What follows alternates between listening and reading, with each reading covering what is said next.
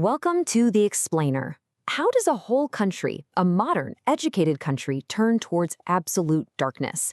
Today, we're going to try and get our heads around the terrifying choices that led to one of the worst chapters in human history, using the records people left behind as our guide. So how are we going to tackle something this huge? Well, we're actually going to do it a little backwards. We're going to start at the very end with the horrifying results and then work our way back to see exactly how it all happened.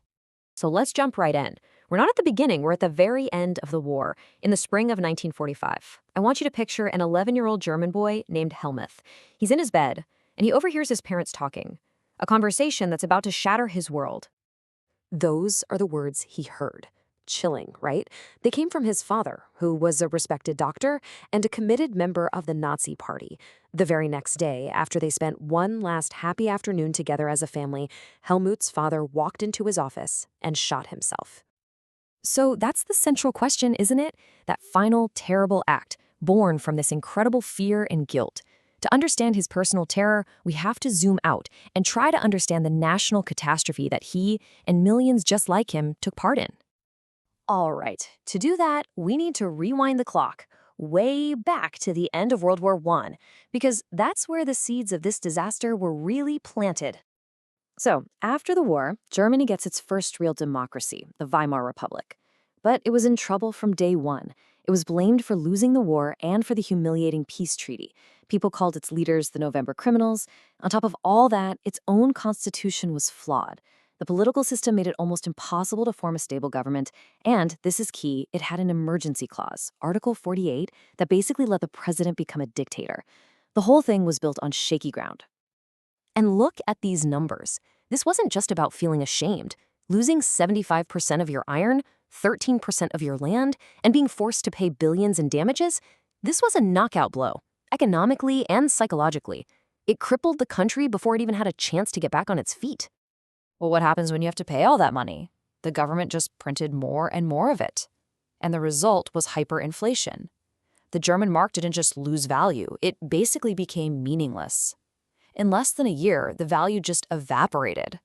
People were literally using wheelbarrows full of cash just to go buy a loaf of bread. It's absolute chaos. And just when it seemed like things were starting to get a little bit better, bam, the Wall Street crash happens, and the Great Depression hits Germany harder than almost anywhere else. 6 million people lost their jobs. The country was drowning in fear and despair. People were desperate for anyone to offer a solution. You see where this is going. You have this perfect storm, right? A total vacuum of power, of hope, of stability. And when you have a vacuum like that, something is always going to rush in to fill it. And that someone was, of course, Adolf Hitler. He was a phenomenal public speaker, and he gave people exactly what they were starving for: simple, powerful answers. He promised jobs, sure, but he also promised to restore their national pride. He gave them scapegoats. He basically sold himself as the savior Germany was waiting for. And you can see the results of that desperation right here. Look at this chart. In 1928, before the Depression really hit, the Nazis were a tiny fringe party. A joke, less than 3% of the vote. Just 4 years later, they were the single largest party in Germany. Their message hit home with a terrified audience. So here's the wild part. On January 30th, 1933, Hitler was made chancellor. Legally, through the democratic system. But what he did next was use that very system to tear it all down from the inside. This right here was the legal kill shot for German democracy. Just a few weeks after he took power, the parliament building mysteriously burned down. The Nazis immediately blamed their enemies, stirred up panic, and passed this, the Enabling Act. It gave Hitler the power to rule by himself. No parliament, no laws, no checks and balances. Just like that, democracy was dead. And things moved fast. I mean, unbelievably fast. Every other political party was banned. The government took over everything: the news, the courts, the military.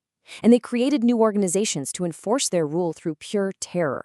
You've heard the names: the Gestapo, the secret police, and the SS. These guys had the power to arrest, torture, and make anyone who disagreed with them disappear. So now they have absolute power.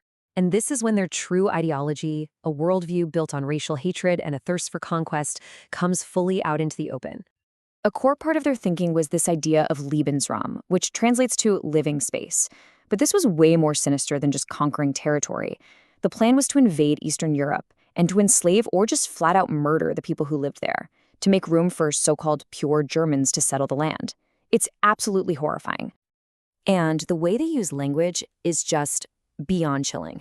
They never used words like murder or kill. No, they used bureaucratic euphemisms. Mass killing was called special treatment. The genocide of the Jewish people was the final solution. A gas chamber was a disinfection area. This language was designed to make the unthinkable sound normal, almost boring. It's so important to understand that the Holocaust didn't just happen one day. It was a methodical, step-by-step process. First came exclusion, passing laws to strip Jewish people of their citizenship and basic rights.